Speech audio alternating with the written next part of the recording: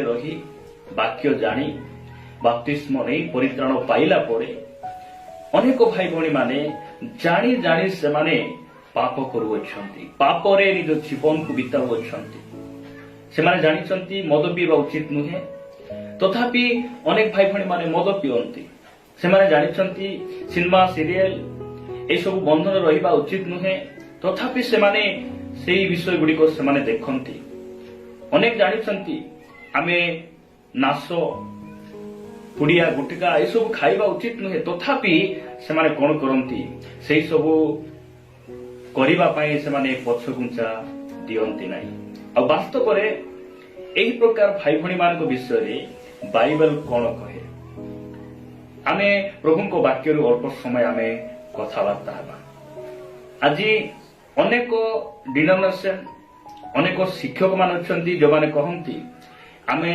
थरे परित्राण पाइगलु आम निमंते तो ख्रीष्ट थरे मृत्यु भोग कले आमे जदि थरे उद्धार पाइलु आमे जेते पाप कले मध्य कोनोसी असुविधा नाही कारण आमे ऑलरेडी आमे उद्धार पाइछु से माने कहंती थरे रक्षा आ अनंत सुरक्षा बोली कहंती बस थरे सुरक्षा अनंत रक्षा बोली से माने कोन करंती से माने विश्वास करंती जीशु आमर पाप निमंते तो से क्रूसरे मृत्युवरण कले आउ आमे विश्वास कलु परित्राण पाइलु एबे जेते पाप कले मध्य कोनोसी असुविधा नाही बोली अनेक लोक अनेक प्रकार कथा कहंती किंतु मु आज आपण मान कहिबा पई चाहे एही विषय रे बाइबल आमान को कोन कहे एहा आम पई अति गुरुत्वपूर्ण प्रिय भाई भणी माने मो सहित आपण माने एवरी पुस्तक को आसीबे एवरी पुस्तक 12 अध्याय रु आमे गोटे वाक्य पढु पढु आमे आज रो प्रसंग रे आगो को बढ़िबा एवरी पुस्तक 12 अध्याय 16 आ 17 पद मु आपण मान को निमंते पढ़िबा पई चाहे लेखा जाए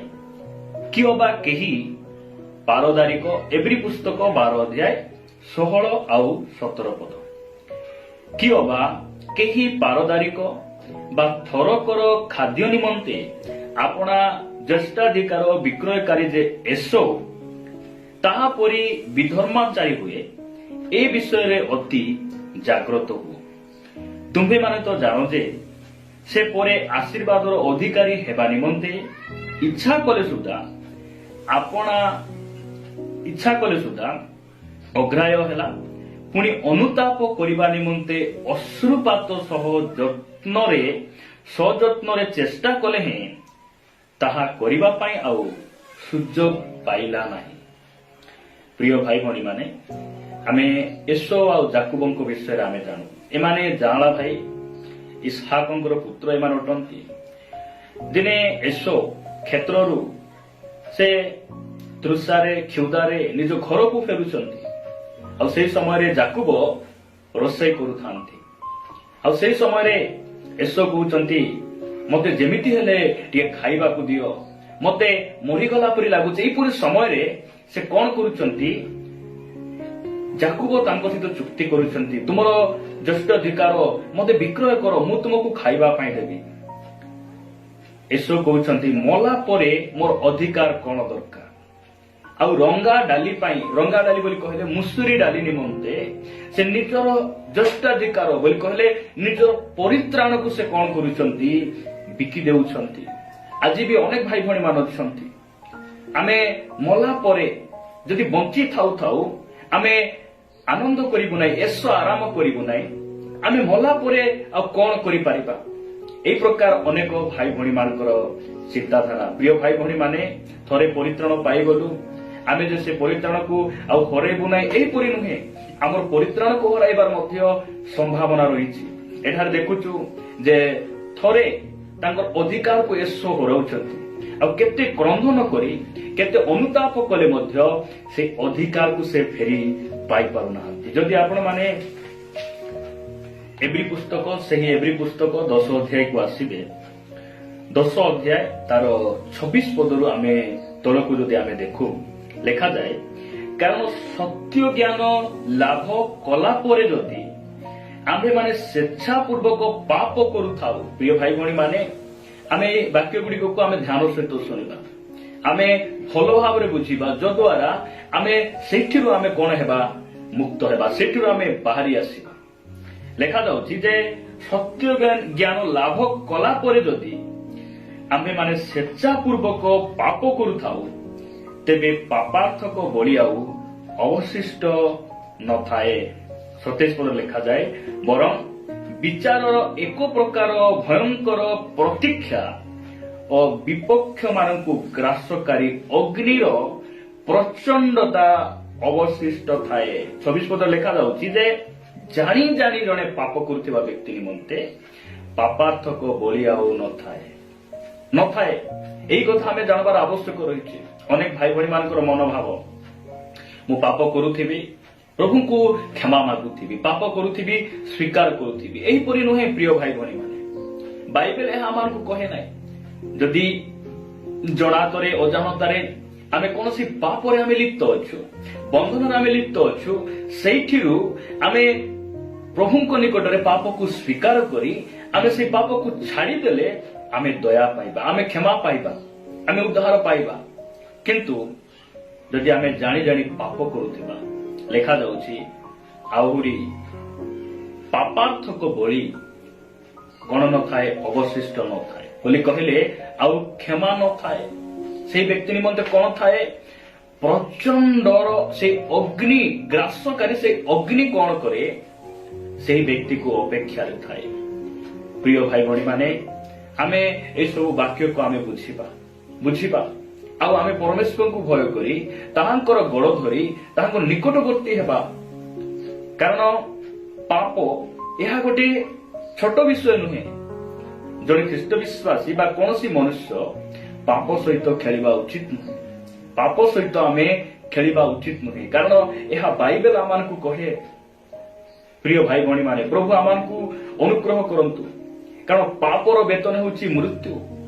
प्रभु यीशु ख्रीष्ट एथिपाई से मृत्यु भोग करि नथिले जे तुमे जेते पाप करुथिले मध्य मु तुमको क्षमा देउथिबे, एथिपाई से मृत्यु वरण करि नथिले। आमे पापर वेतन जे मृत्यु, से मृत्यु पाइबार योग्य थिलु। हमर पाप क्षमा निमंते हमको पापर उद्धार करिबा पई से क्रूसरे मृत्यु भोग कले। आमे जेपरि पवित्रतारे जीवन यापन करिबा, आमे ताहांको पई बंचिबा।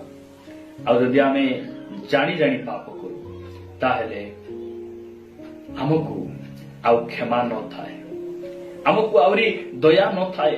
कारण बाइबल एहा आम मानकु कहे। जदि आमे 28 पद पढ़ू, लेखा जाए, केही मशांको व्यवस्था को अमान्य कले से दया प्राप्त न हुई 2 किंबा 3 जन साक्षी को प्रमाण रे हत हुए।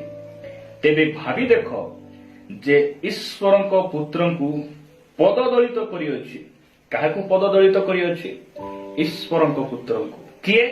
जो व्यक्ति जानी जानी पाप करे। प्रिय भाई भणी माने जदि आमे जानी जानी पाप करू ताहले यीशु ख्रीष्ट को आमे पाद तले कोन करू? दलित करू। प्रभु यीशु ख्रीष्ट कि मनुष्य मान को पाद तले दलित होगा व्यक्ति से अटंती। एथिपाई कि हमको परित्राण देइछंती, एथिपाई हमको मंडली डाकिछंती, एथिपाई हमको तांकर दास मान को देइछंती, एथिपाई तांकर जीवंत वाक्य मान को देइछंती। प्रिय भाई भणी माने एक कथा हमें मन रखिबा। ए सब वाक्य गुडी को आपण मान को भलो लागिबो नाही, आपण मान को भलो लागू, आपण माने खुशी आनंद हुंतु, एथिपाई मु एही वीडियो गुडी को प्रस्तुत करू नाही। आम्भे माने जेपरि नरकरु रक्षा हेबा, आमे जेपरि पापरु दूरे रहिबा, आमे तांकर वाक्य अनुसार जीवन बिताबा, एही सब बोझ आ इच्छा को नहीं मु एही वीडियो गुडी को प्रस्तुत करूछि। प्रिय भाई भणी माने लेखा जाउछि जे मशांकर व्यवस्था को जे अमान्य कले 2 किंबा 3 जन साक्षी को आगे सही अमान्य आज्ञा को अमान्य करबा लोक मान को दंड दिया जाउथिला। आ 29 पदरे लेखा जाए, तेबे भावी देख जे ईश्वर पुत्र को पददलित करिअछि, नियमर जो रक्त द्वारा से पवित्रकृत होइथिला ताहाकु सामान्य बोली मने करिअछि और अनुग्रहदाता आत्मा को अवमानना करिअछि, से केड़े अधिक गुरुतर दंडर योग्य न हेबो। प्रिय भाई भणी माने जानी जानी पाप जे करुछि से कोन करुछि? आउ सामान्य विषय कूड़ा सामान्य विषय रक्तर जो नियम द्वारा से पवित्र होइथिला ताकू सामान्य बोली मने करिअछि। किए जे जानी जानी ପାପ କରିଥିବା ବ୍ୟକ୍ତି ଆଉ ଅନୁଗ୍ରହଦାତା ଆତ୍ମାଙ୍କୁ ସେ କଣ କରିଛି? ଅବମାନନା କରିଛି। ପ୍ରିୟ ଭାଇ ଭଉଣୀ ମାନେ, ଆଉ ଜାଣି ଜାଣି ପାପ କରୁଥିବା ବ୍ୟକ୍ତିଙ୍କୁ ବାଇବେଲ କଣ କହେ ଯେ ସେ କଣ କରୁଛି? ଯେ ଈଶ୍ୱରଙ୍କର ସେ ଅନୁଗ୍ରହଦାତା ଆତ୍ମାଙ୍କୁ ଅଗ୍ରାହ୍ୟ କରୁଛି। ଏହା ବାଇବେଲ ସେହି ବ୍ୟକ୍ତିମାନଙ୍କୁ କହେ। ଏହା ଆମେ ଜାଣି ରଖିବା। ଯଦି ଏଇଟା ଆମେ ଭଲରେ ଜାଣିବା, ଆମେ ଆଉ କଣ କରିବା ନାହିଁ? ଜାଣି ଜାଣି ପାପ କରିବା ନାହିଁ। ପ୍ରିୟ ଭାଇ ଭଉଣୀ ମାନେ, ସେହି ଏବ୍ରୀ ପୁସ୍ତକ 6 ଅଧ୍ୟାୟ 6 ପଦରେ ଗୋଟେ ବାକ୍ୟ ଲେଖାଯାଏ, ସେମାନେ ଯଦି ଧର୍ମଭ୍ରଷ୍ଟ ହୁଅନ୍ତି, ସେମାନେ ବୋଲି କହିଲେ ଯେଉଁମାନେ ବାକ୍ୟକୁ ଚାଖିଛନ୍ତି ଆଉ ଏ ଜଗତକୁ ଚାଖିଛନ୍ତି, ସତ୍ୟ ଜ୍ଞାନ ଯେଉଁମାନେ ପାଇଛନ୍ତି, ସେମାନେ ଯଦି ଧର୍ମଭ୍ରଷ୍ଟ ହୁଅନ୍ତି, ତାହେଲେ ମନ ପରିବର୍ତ୍ତନ ନିମନ୍ତେ ସେମାନଙ୍କୁ ପୁନର୍ବାର ନୂତନ କରାଇବା ଅସାଧ୍ୟ। ଯେଣୁ ସେମାନେ ଆପଣାର ବିନାଶ ନିମନ୍ତେ ଈଶ୍ୱରଙ୍କ ପୁତ୍ରଙ୍କୁ ପୁଣି କୁଶାର୍ପଣ କରି ପ୍ରକାଶରେ ତାହାଙ୍କୁ ନିନ୍ଦାର ପାତ୍ର କରନ୍ତି। ଯେଉଁମାନେ ପାପ କରୁଛନ୍ତି ଜାଣି ଜାଣି, ସେମାନେ ଜାଣି ଶୁଣି ପାପ ଆଡକୁ ଯିବା ଲୋକ, ସେମାନଙ୍କ ମନ ପରିବର୍ତ୍ତନର ବରଦାନ ନଥାଏ, ଫେରି ଆସିଲା ଭଳି ଆଉ ସେମାନେ ନଥାନ୍ତି। ଆଉ ଲେଖାଯାଉଛି ଯେ ପୁନର୍ବାର ସେମାନେ ପରମେଶ୍ୱରଙ୍କୁ କଣ କରୁଛନ୍ତି? କ୍ରୁଶରେ ସେମାନେ ଚଢାନ୍ତି। ଆମର ପାପ ନିମନ୍ତେ, ଆମର ପାପକୁ ପରିଷ୍କାର କରିବା ପାଇଁ ପ୍ରଭୁ ଯୀଶୁ ଖ୍ରୀଷ୍ଟ କଣ କଲେ? ଥରେ ସେ କ୍ରୁଶରେ ଚଢିଲେ ଆଉ ତାଙ୍କର ପବିତ୍ର ରକ୍ତକୁ ଛଡ଼ାଇଲେ। ଆମେ ଯେ ବାରମ୍ବାର ପାପ କରୁଥିବା, ତାଙ୍କୁ କ୍ରୁଶରେ ଚଢାଉଥିବା, ଏହା ବାଇବେଲ ଆମମାନଙ୍କୁ କହେ ନାହିଁ। ପ୍ରିୟ ଭାଇ ଭଉଣୀ ମାନେ, ଆମର ହାତ ମଇଳା ହେଇଗଲେ ଆମେ ନଦୀ ପାଣିରେ ବାରମ୍ବାର ଆମେ ଧୋଉ, ଟ୍ୟୁବୱେଲ ପାଣିରେ ଆମେ ବାରମ୍ବାର ହାତ ଧୋଉ। ମାତ୍ର ଯୀଶୁଙ୍କର ରକ୍ତ ନଦୀ ପାଣି ପରି ନୁହେଁ। ଯୀଶୁଙ୍କର ରକ୍ତ ଆମେ ଗୋଟେ ଟ୍ୟୁବୱେଲ ପାଣି ପରି ଆମେ ଭାବିବା, ଏହା କେତେ ଖରାପ ବିଷୟ। ପ୍ରିୟ ଭାଇ ଭଉଣୀ ମାନେ, ତାହାଙ୍କର ପବିତ୍ର ରକ୍ତ, ସେଇ ବହୁମୂଲ୍ୟ ରକ୍ତ, ସେ ଆମ ନିମନ୍ତେ ଥରେ ସେ କ୍ରୁଶରେ ଚଢ଼ିଲେ ଆଉ ଆମକୁ ସେ କ୍ଷମା ଦେଇଛନ୍ତି, ପରିତ୍ରାଣ ଦେଇଛନ୍ତି, ମଣ୍ଡଳୀ ଦେଇଛନ୍ତି, ପ୍ରଭୁଙ୍କର ଦାସମାନଙ୍କୁ ଦେଇଛନ୍ତି। କାହିଁକି? ଆମେ ଯେପରି ପବିତ୍ର ଜୀବନ ଯାପନ କରିବା। ମୁଁ ଗୋଟେ ବାକ୍ୟ ପଢି ସମାପ୍ତ କରିବା ପାଇଁ ଚାହେଁ।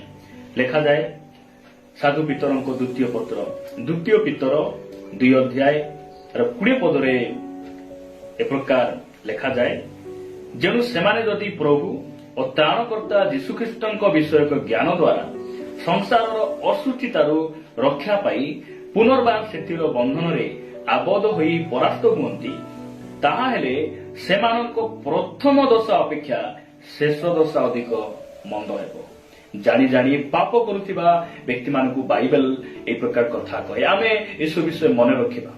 ପ୍ରିୟ ଭାଇ ଭଉଣୀ ମାନେ, ଆମକୁ ପରମେଶ୍ୱର ପ୍ରେମ କରି ଆମକୁ ପୁରାତନ ସ୍ୱଭାବରୁ ସେ ଆମକୁ ବାହାର କରି ଆଣିଛନ୍ତି। ପୁରାତନ ରୀତିବିଧି, ଆମ ସବୁ ପାପରୁ, ମନ୍ଦତାରୁ ସେ ଆମକୁ ପରିଷ୍କାର କରିଛନ୍ତି। ଆମେ କଣ ହେବା ନାହିଁ? ପୁନର୍ବାର ଆମେ ତାହାଙ୍କର ବାକ୍ୟକୁ ପିଠି ଦେଖାଇବା ନାହିଁ, ଆମେ ତାହାଙ୍କୁ ଦୁଃଖ ଦେବା ନାହିଁ। କାରଣ ସେ ଆମକୁ କଣ କରିଛନ୍ତି? ସମସ୍ତ ପରିସ୍ଥିତିରୁ ସେ ଆମକୁ ଅଲଗା କରିଛନ୍ତି। ଆଉ ସେ ଚାହାନ୍ତି ଆମେ ଯେପରି ତାଙ୍କ ସହିତ ପବିତ୍ର ଜୀବନ ଯାପନ କରିବା।